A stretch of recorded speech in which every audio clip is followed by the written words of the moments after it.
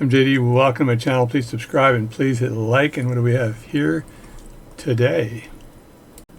We have a very old and scary watch. It's a Fusee pocket watch. I opened the back of this thing already, but it's a Fusee pocket watch. It was provided to me by a friend who asked if I could get this thing running again. He said it's not running now, so there's no pressure, but it's still a lot of pressure. So I watched my friend Chris's video and I got a better idea on how to do it now, but it's still scared as crap. So the first thing I'd like to do is just have a look at this thing. So it's got a little bit of a switch here on the side, and that switch is used for closing the lid on this thing. So if I just press down on that, it should close the lid. There we go. So the lid is now closed. And then you open the lid by pressing this, but let's look at the back for a second. There's a couple of marks, service marks on it. And I can see one kind of in the middle. Let me see if I can point at that. The service mark is right here, and that's usually a service catalog mark. It says 18 karat gold right here, 18K. So that's 18 karat gold, that's nice. The case number 3901 up here, and DRG, I think. Not sure what that means. Anyway, not going to worry about it. And it's got some winding instructions there, so that's the obviously where you wind the watch. Setting the time, I think, is actually done by hand. I think you actually move the dial, you remove the hands by hand to set the time on this. Somebody else can let me know, but I think that's how it's done. I'll look inside and see if there's a different method of setting the time. So the first thing I want to do is have a look at this inside, and that's friction fit. It goes down, but there's no snap on that at all. It's kind of friction fit like that. And if I press this in like here, I think this will spring up. Alright, I think I'm going to have to try harder. So if I use the back of my tweezers, I think that'll depress it. There we go. My thumb just wasn't getting in there. And if you can look at this, there's a spring right there. So when this is depressed, that spring just moves. So, and that's hooked on here, and you can see a very small hook on there. So if you're wondering about my fingernails, by the way, I do play guitar, so that is why they're so long. And actually they're not as long as they normally are. So there's a couple of, I think, to take the movement out. I think these are rotated to take the movement out, plus there's pins to take off the case back. But I do understand there's a way of taking power off the mainspring. It is a Fusee watch, which means there's a chain around a spiral gearing. So I think the first thing I'll do is take the hands off this watch so they're relatively safe. This is also sprung here, so I can look right in the back here, and there's another spring in there that pushes up on the lid, and it pushes up on the base of the lid right there. So I don't know the date of this watch, but I imagine it's either 1700s or early 1800s. So there, that's closed now, and I'm going to open up, see if there's a way of opening up the case here. There's a hinge right here, so if you go to the other side of this case, you likely just do this to open it up. I don't know what this button is for here. I am unsure of what this is for. It looks like it's covering a button of some sort that's right here, which might be for winding the spring down or something, right? So that just rotates over the top of that. So I don't know what that is for. So I'll have to figure that one out after. But I think I can take the hands off the way they are. I'm looking down and they look like they're pressed in pretty tight here, and I want to be very careful removing the hands on this watch. So I may just get my hand removers out and see if they will work better for this movement. So let's try that out. So as it turns out, all I needed to do was take my very wide hand removers and put them in there and just wedge these up out of the way.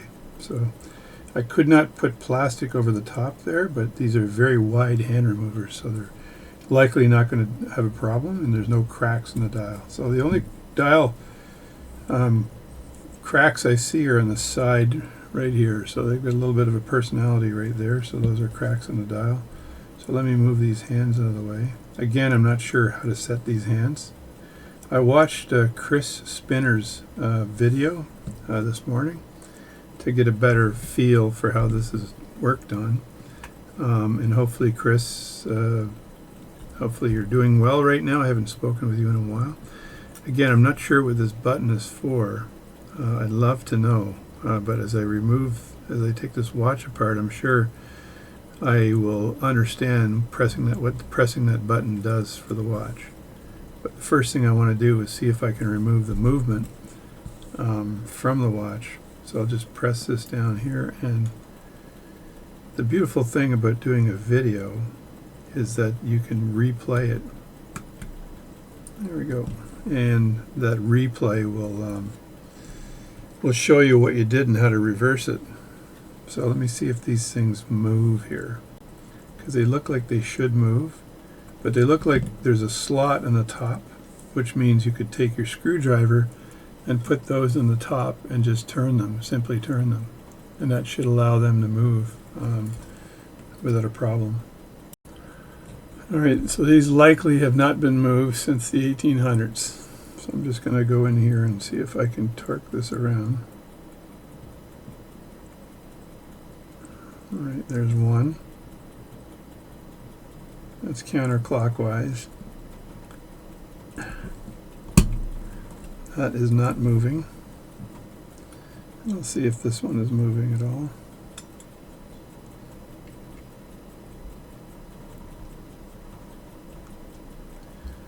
This one does move.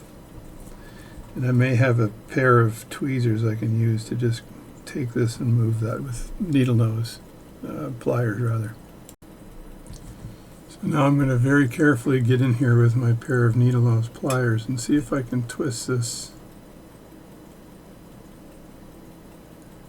These might be too long of pliers, so I'm not sure if this will work or not.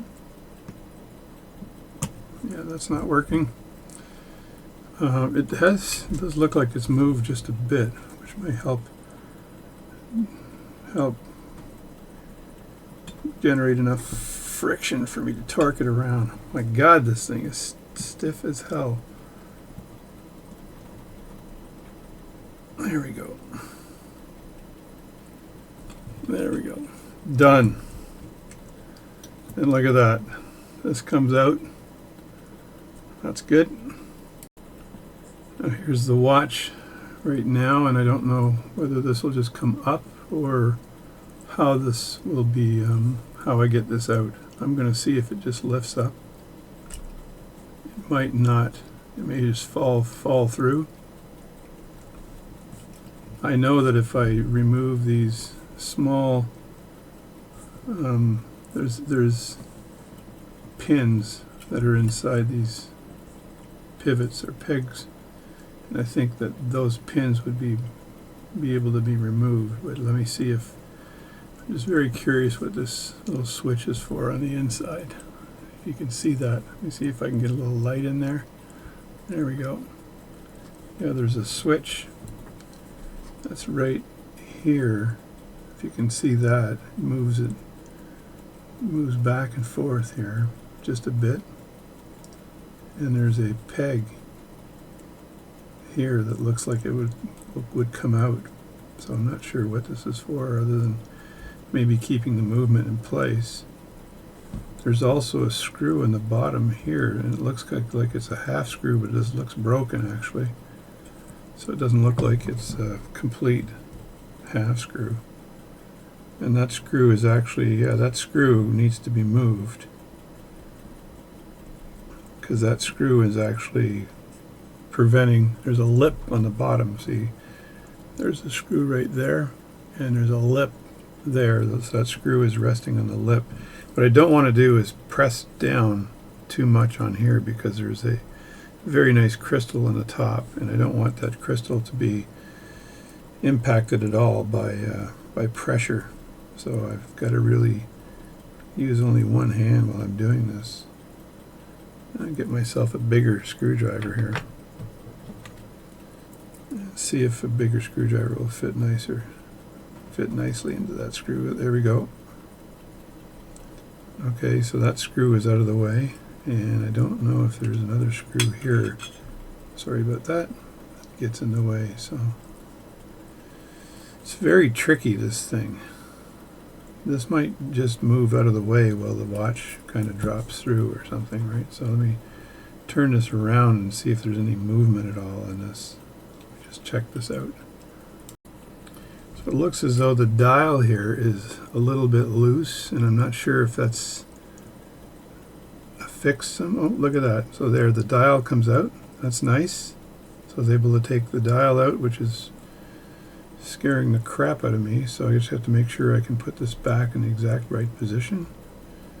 And assuming that, let me see what I've got here. X, XI, and 12 o'clock. XII. So that's 12 o'clock, which would go straight up. So let me just move the dial out of the way and look at what we've got. So we've got some more stuff. We've got a Canon pinion here, or this would be the hour wheel here. So move that out of the way. And then we have the minute wheel. Lift this straight up here. And there's the minute wheel. This is a perhaps a couple of 100 years old minute wheel. And then this is the Canon pinion. I think this could lift straight up, but I'm going to have a very close look at how this thing is configured properly. Because this looks like, I'm not sure what this is here and how that would come straight up. This looks like a plate that would hold, that would be the pivots for two wheels underneath. So again, more mystery parts, I think. And over here, there looks like a little pivot or something sticking out of here. And I'm not sure what that is. Maybe it's an alignment pivot. I'll have to examine that. All right, and looking at this movement, there's a thick rim right around the edges here, and right around there. And I think I can get a screwdriver in here and just sort of rotate it slightly and see if this can kind of unstick the movement. It does look like it's kind of in there.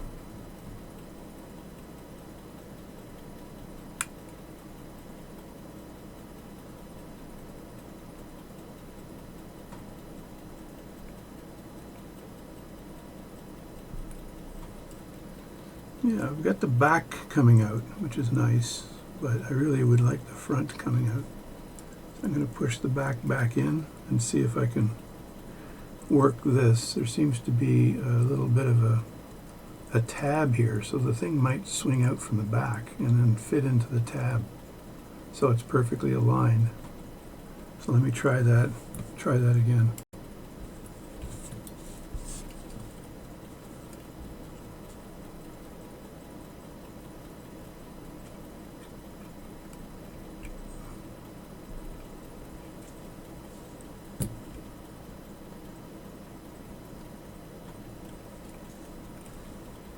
Very tricky stuff here.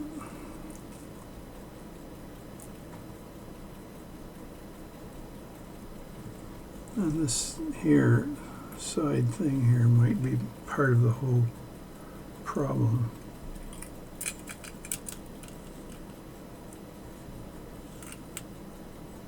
So I doubt if I can lift that up if I've got this in the way.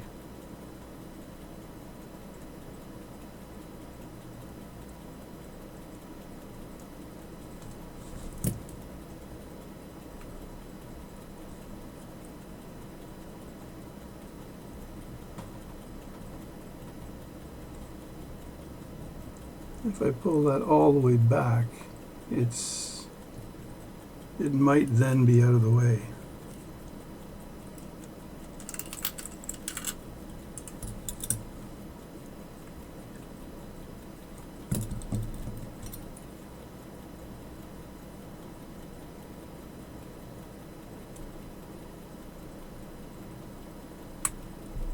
go. There's a small tab right here, and then I think now this thing is going to allow me to take it out. So I just have to remember how that goes. There's a tab I've got to be concerned with as I put this back in. And there's the movement. Let me just rest this like this for a second. And there is the case. Alright, there's the case. So the crystal, the case back, and some mechanisms. And I think this slider simply locked it in. So you couldn't take the case out without moving the slider out of the way. And I believe there was a screw of some sort sticking into the edge of that slider. So I'm just going to see if that screw has found its way somewhere else and maybe be able to put that screw back. So there's the case, my friends. So it looks that the chain is completely wound around the Fusee part of the hub. So if you look at that, I think that's the chain. There's no chain around the barrel. So when you remove these Fusee watches, you have to take the chain and have that wrapped around that barrel for you to be able to disassemble it, or you'll break it. So I have to have another look at this and see what I'll do. So I do have a set of bench keys because all watchmakers need bench keys. That's a must. So I'm going to fit the bench key to this, which is the arbor sticking over the Fusee, if I call it that, part of the watch. So and then fit that one and get the right one. So as I turn this, it looks as though the chain, if there is a chain on there, is not even attached to the barrel. So that might be a bigger problem. But I do not see the chain attached to the barrel at all. And I wind that up and there's nothing happening. And I can't see a chain between the, I just can't see a chain in there moving. So I'm just trying to ascertain whether I've got, even have a chain in there.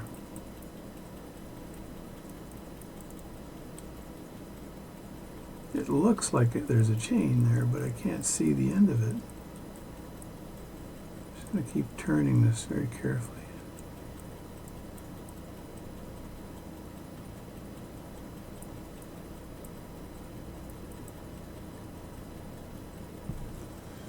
And then maybe with a needle, I'm going to go in here and just see if the chain is. Yeah, there is a chain. I can see the chain, and it's currently loose and not attached. So it might require a hook to be fixed. There's the chain there. So the chain looks like it's unhooked from the barrel, and that could be an issue, or it might not be an issue. These chains are so fragile. Be very careful with this chain. So that's the chain there. So that chain would in fact hook onto the barrel here, and I'll see if I can turn this here to let me see what key I might use here to turn this one here. Yeah, there we go. Yeah, and this is just spinning freely, so I don't think there's anything hooked on here, so that's a problem. The other problem is there's a screw missing on the top here, so that would need to be fixed by may have to make a screw or find one that would fit in there. So that's an issue on this watch. I believe I can take the movement. I can take the movement out and be very careful. I'm just going to move this chain out of the way a little bit because I do not want this chain to become the problem. Yeah, I'm looking under here too to see if there's a dial and a marker there, but I'm not sure how that interacts with. This should be slowing the watch down and speeding it up right there. So I'd have to pull this up and then have a look at it. So I'm just going to have a look at this part here. I just want to see how this will come off. If in fact I can move it up and make it come off. This does just look like a cannon pinion that goes straight over the bottom. I don't know if it's pull-upable.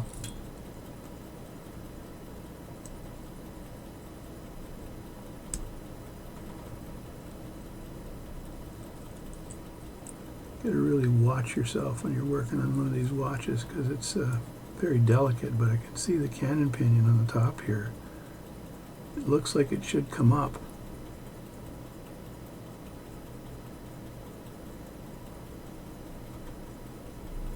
If it hasn't moved for 300 years, we shall see, right? Yeah, so the big thing is the chain on there. So I might be able to take this top plate off without removing the cannon pinion. So I know there's no pressure on the barrel anymore. So I can probably maybe remove the balance so it's not in any danger.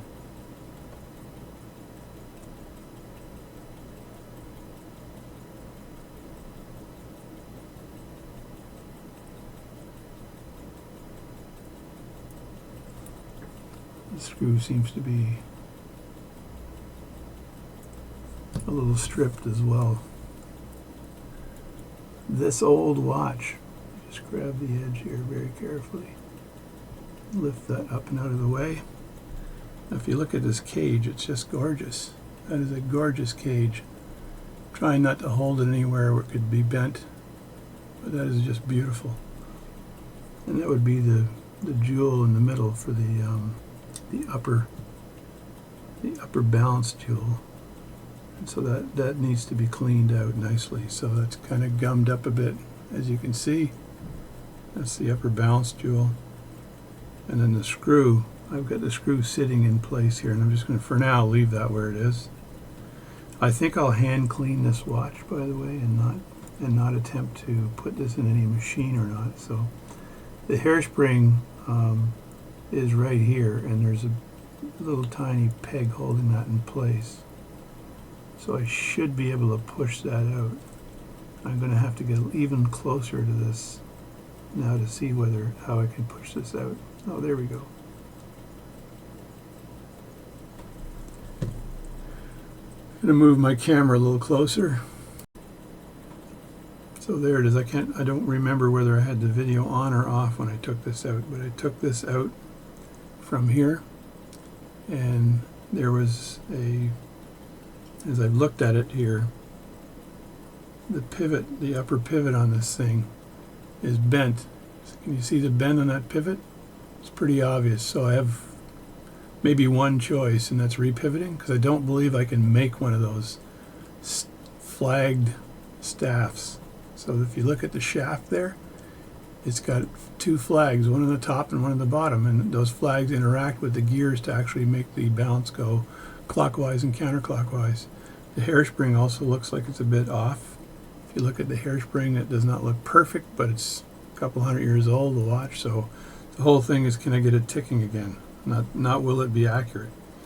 And if I look down here, I can see when I look at this, I can see that there's right there the pins. The hairspring goes through these pins, and these are used to regulate this watch. And I think that, yeah, there should be a way for this to move left and right. I'm not sure how that happens.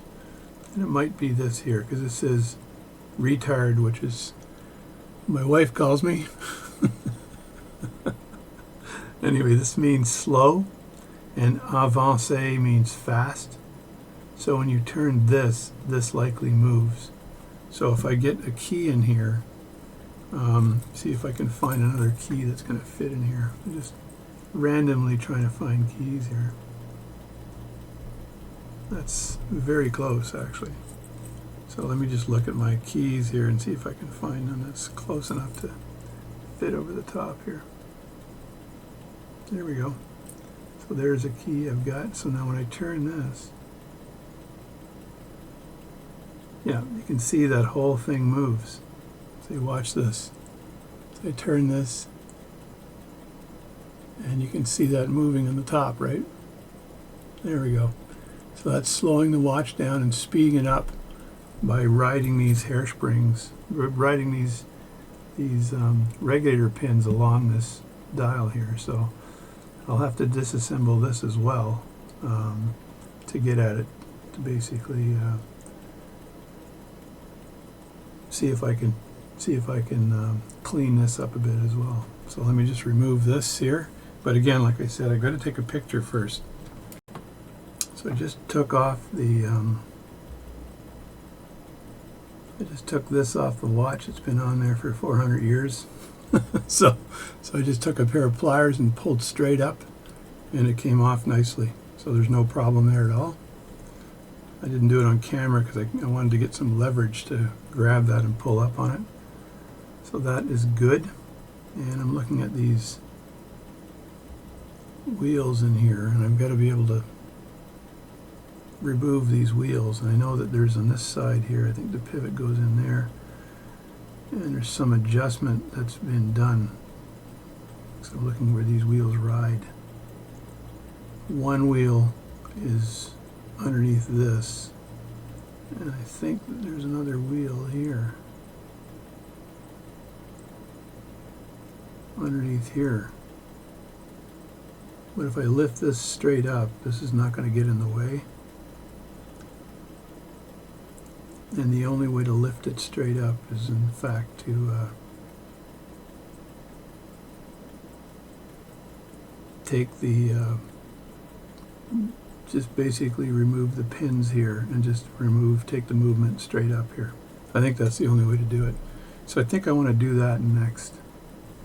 Now, I don't think my Myers number 58 movement holder will hold this, but I'm going to check it out. So I was wrong. The Myers number 58 movement holder will hold this movement. That is amazing. And that allows the center wheel gear to go all the way through without a problem. So again, I'm going to take a lot of photos here as I go along, because I don't trust that my reassembly will be good unless I know exactly where everything goes. So we've got that. Get rid of my very fine tweezers for a second before I jab myself with them. And I think I want to take this and this out, but I've got to slide this up. And again, I could likely use these hand removers to slide that up and out of the way. I'm just going to see if I can put them in here. This looks a little bent as well. There we go. Throw that out of the way. As you can see, it looks like it's a little worn for wear. It's bent a bit, but I'm not sure. I don't think I want to bend that back because I'll just snap it. Then I'll have to make that part, which I don't think I want to do. It looks like a very tough job.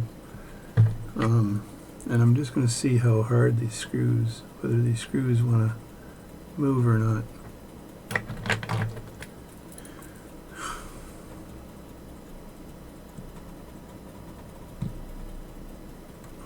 Okay, I've got movement on this one, and I've got movement on this one. Excellent. So both those screws are moving, which is really nice. So I'm just going to lift this up and see what this mechanism looks like. Underneath, there's dirt everywhere.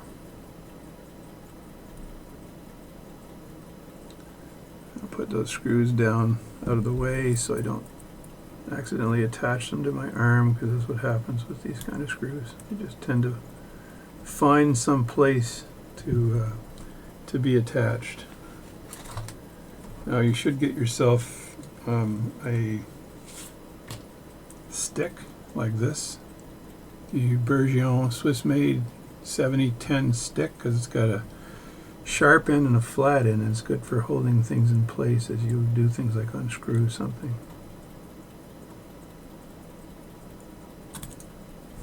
And it just jumped out on me. No harm, no foul. Let me have a look at what this looks like here. Aha, that's how it works. So it's a simple plate on one side, And then this here is integrated in here. As you turn this, it moves. And this, of course, is following that plate, right? So that is a pretty cool mechanism, I gotta admit. That's very cool and quite unique. And there's the wheel there, and I think if I just unscrew this, that wheel should come up. I just have to be, again, very careful when I unscrew this that nothing... This screw feels very loose. Again, I want to make sure these screws go back exactly where they're supposed to go. So this is a marred just ever so slightly. So I would put that screw back exactly where it was. If you don't do that, you've got a risk of it being a custom screw from way back in the day and not fitting properly. So I got this screw here. This is the first Fusee watch I've ever done, by the way. So this is for my friend Murray, who's off vacationing in Portugal, I think, with his wife for like 3 months. Murray, I love you, man, but I also hate you. So there we go. There's the piece of metal there. It's got some markings on the bottom. It looks like it's a it looks aluminum. So if that goes to the United States, there'll be a 25% import fee paid by the company in the U.S. that buys it. There you go. Well, thank you, Mr. Trump. This here looks like it's got a bit of a collet around the base here. Or is that just attached? Not sure. And this here wheel, this looks like it could come straight up and it's friction fit, but that has to come up. So there's no way of taking this out unless that wheel comes up. So I'm just going to get some hand removers here and see if I can pry them in here. Will that lift the wheel up?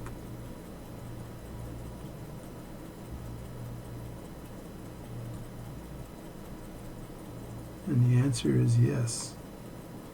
So that wasn't really friction fit. And I look at the direction of the teeth on that wheel, but I've already taken a picture on the top, so I'm not too concerned. So let me just get this wheel out of the way here. So I disassemble this really nice old watch. So is there anything else on the top? So there's this here. Now, I'm not sure, this is V and L, so, or this is an A maybe and L? I'm not absolutely sure what this thing does. I do not know. Let me have a look at this again. Yeah, so there's no interaction on the bottom of this here. This does absolutely nothing in the movement. When I look down, I see absolutely nothing other than maybe the watchmaker, a decoration, or the watchmaker moving it. These are the pivots for the gears that are below here. So this should be removed. But this is only, it's like the cap jewel for this arm here. So I'm going to take a picture of that before I remove it.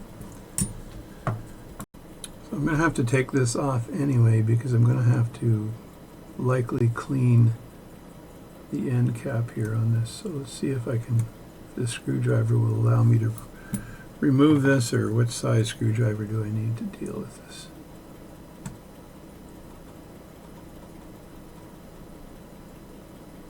Okay, that's coming out. Again, I'm going to have to make sure these screws go back exactly where they came from. Which means I'll pair the screw up with the part when I clean it. There's the screw, and this should just lift straight up, but I probably will have to get a very small screwdriver out under here and just wedge it up.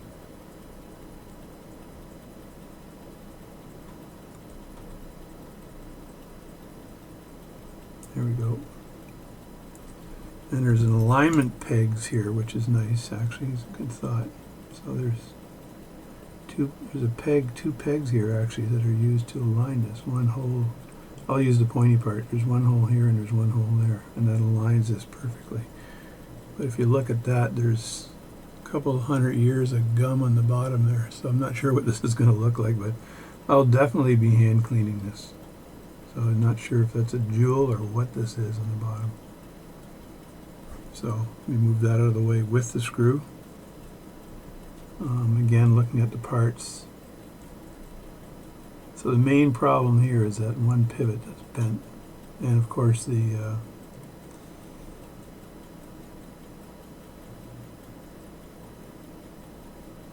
it does not seem to be a spring for this here either. So I'm not sure why, but there doesn't seem to be a spring at all. Plus it looks like there's only half of a screw head here. So when I get this, I might clean it all up and see what I do with this part here after. So I think I'm almost in the position to remove the, there's a screw here too, but I don't know what that's for. Oh yeah, that screws, there's a big piece of base metal on the bottom that comes up. So that screws that up. So I think I can take the pins out very carefully and then and then just basically lift this plate up. So let me, this serves no purpose, by the way. I cannot find anything that this does. And it looks like this plate had some bonus holes on the other side that are probably used to for other types of movements.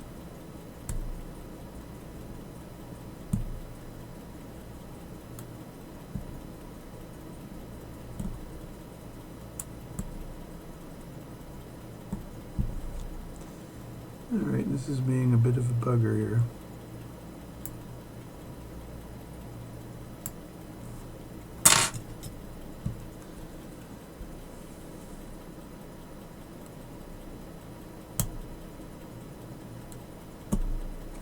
One thing I can do to take these out is just punch it from the other side, and it usually does a trick, or use a needle, very fine needle, to push it from the other side, because this looks like it's broken off on one side. So I'd have to push this from this side here and see if I can do that.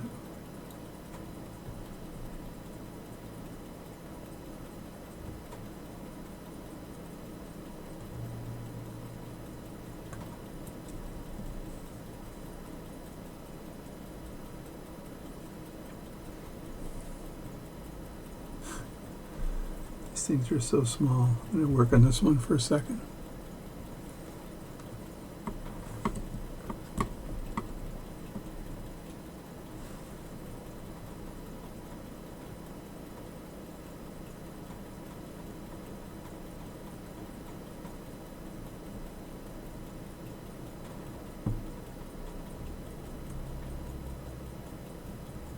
Never sure of the direction, but I think it actually goes the other way. Look at that and see if it pushes the other way.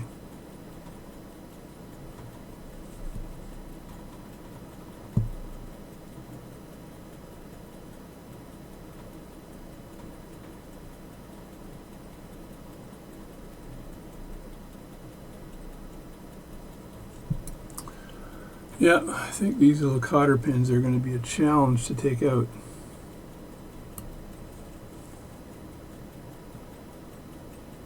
Sometimes you can just do this and push down and then they'll come out the other way, but these do not seem to want to move.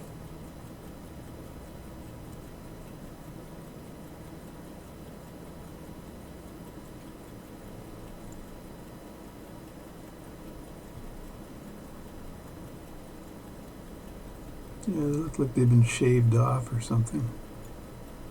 Not exactly sure, but they're very small. This one looks like somebody worked on it for a while as well to try to get the pin out. Oh, there we go. So I got one of them here. This one came out by pushing the inside, so I'll just try the other one. I'm going to re-cotter pin them after. So this one came out, which is nice. That's one. And this one here, maybe this one will pop out too. Oh, there we go. I saw a little bit of movement on this. I'm going to grab this here and pull out. Here we go. That's 2. I'll replace these pins because they're super old. So this one here is interesting. It looks like it was put in the other way, or broken off or something, right? I may have to saw this one off because this one looks like it's got attitude. It's got some kind of tude.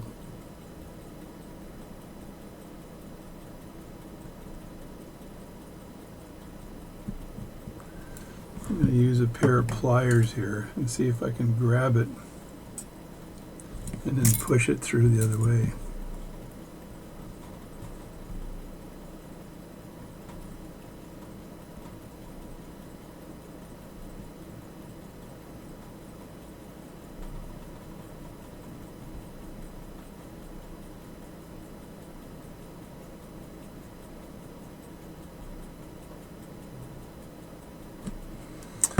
No, I may be able to tap it out with a stake. We'll try that now. So now if I just lift this up after removing the pins, I end up with this plate here, which has got a wheel in the bottom, and that wheel in the bottom is the one that flips the balance staff back and forth. So this gear's right there. So I'm going to leave this like this for now in place. As well, if you look here, this nut here, screw rather, is used to just adjust the tension on the end here. And that there's some end shake here. And that end shake can be just slightly adjusted by this. Not a lot, but a little. And also on the other end, same thing, right? So that's how that works. So that's a pretty neat mechanism. I'm just going to put that in place. I may clean that in situ, by the way, and then strip it down after I've cleaned it. I'm going to do this by hand. And here I've got the chain in the barrel. The chain attaches to the barrel right there, and this is the chain. So this chain would go around like this. We just move the barrel around this way a bit. Get this in the view here. So this chain would go around like so, and be very careful with this chain. These chains, you can't just buy a Fusee chain. So, and they're not really that flexible, so I'm just trying to move this around in place. So the chain anyway would hook onto the barrel. It was not hooked onto the barrel, so there was an issue there. Not sure what it was, but there was an issue. So the chain would go on the outside and hook on right there. I'm not going to bother doing that, but it does, and the chain seems to be intact, which is nice. And then as you wind the watch up, the chain winds up around that barrel.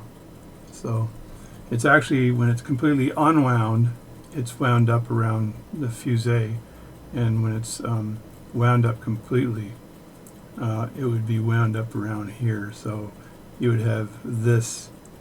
So to release the tension, you would normally allow this to curl around the barrel, and there'd be nothing on this end here. So that's that. So I just have to remove these parts here very carefully. I just want to move this chain out of the way so it's not causing me any heart problems, heart murmurs. And pull the barrel straight out. And I'll probably clean the mainspring, but I'm not going to pull out these wheels here and then pull this straight up like this and out of the way like that. And I'll show you my mess of parts after, and this comes straight up like that. So there we go. So that's that. Let me move this, turn this around. I'm going to clean this in situ the way it is, because I think it'll be nice and firm in there. I'll be able to clean these holes out, and they look like they're in pretty good shape. And I'm going to use lighter fluid for cleaning this by hand. Yeah, it looks like there's more holes than are needed, and maybe it's because of other movements or something, or sorry, other watches that they've put together. But this is a very custom cut movement. It's 1452 is the number on the side. I don't think that's the date, hopefully not. I actually don't know how old this is. So there we go. Let me just move the camera so you can see what I've got. And there we go. That is what I have got. So there we go. That's the Fusee watch here, and probably British, probably from 1750, somewhere around there, maybe early 1800s. Not sure. You guys can let me know. It looks pretty darn old. If there's any experts in there, I'll look for markings later, but this is what I've got. The face looks pretty good. The crystal looks really nice, bullseye ball crystal, so that's very nice with a little bit of a, in the center there seems to be a magnification, which might have meant that there was a another type of crystal in here to let you see the middle part, right? So that's the only reason I could think of it being magnified. The chain actually looks like it's good. It just detached, so I should be able to clean that and work on that. I still need to take the spring out of the barrel and clean the spring and the barrel up, hinge, clean all this up. But the main problem here is the pivot on the end of the balance here. The balance staff is bent. So that bent pivot, let me just show this to you, could be the whole problem here of this watch. So let me show you this. There is the bent pivot. That is going to cause me problems. So anyway, that's it for the video today. I am not going to be cleaning this watch. It's around 3:24 or 3:30 right now. I want to be relaxed. We've got a major snowstorm coming tomorrow, so we'll be locked down anyway. So I figured tomorrow morning, lots of sleep, relaxed, work on the watch. I do have to find or make a screw to hold the cage down a bit better, and we'll clean that tomorrow and see if we can get this old baby working again. So I do need to deal with the pivot. There's there's only one thing I can really do, is repivot that shaft. I don't think I can actually deal with it in any other way. And if I look at this, holding that might be a big problem in my grabbing it. Seems to be a big problem. So holding that in my lathe could be an issue, only because there's two flags on the other end that interact with that. So I may have to do a little bit of research on that. Plus, I think I'm going to do a little tiny bit of work on the hairspring, not a lot. So I can milk that into being a little bit, what's the word, concentric or something. So I'll work on that as well, because that's going to have to be done for this to work properly, because that balance, the pivot is bent for some reason. So that's the big problem. That's probably why the thing wasn't working. And the chain was off the barrel, which means, not sure what that means. Somebody actually unhooked it. I'm not sure how that would unhook unless something snapped and it unhooked it. So we're going to try to fix that as well. So this is quite an interesting little project. So thanks. I'm JD. Please subscribe to my channel. Please hit like. If you want me to do any pocket watch work for you, you can contact me at jdwatchservice@gmail.com, jdwatchservice@gmail.com, and you'll see that in the corner on the upper part of this video later on. So you can get a hold of me. I do watch repair as a hobby. I don't do this as a business. If I wanted to make money on this, I would probably sell all my tools. That's the only way to make money in watchmaking. So I do this as a hobby. And so get a hold of me, and thanks for watching my video. Bye-bye. Oh, and a shout out to Sonny, if you watch this long, Sonny Morehouse, who runs the Amateur Watchmaking Club on Facebook. So log into it and join. And Sonny Morehouse is the guy who runs it, and he's a great guy. And I'd like to say hi to Chris Spinner as well, who's an excellent watchmaker. I watched his video on doing the repair of these, and he did a very professional video. He named all the parts, which is I'm too lazy, Chris, to name the parts. So he named all the parts, and he's got an excellent video on how to deal with these watches. So thanks a lot again, and I'll catch you later.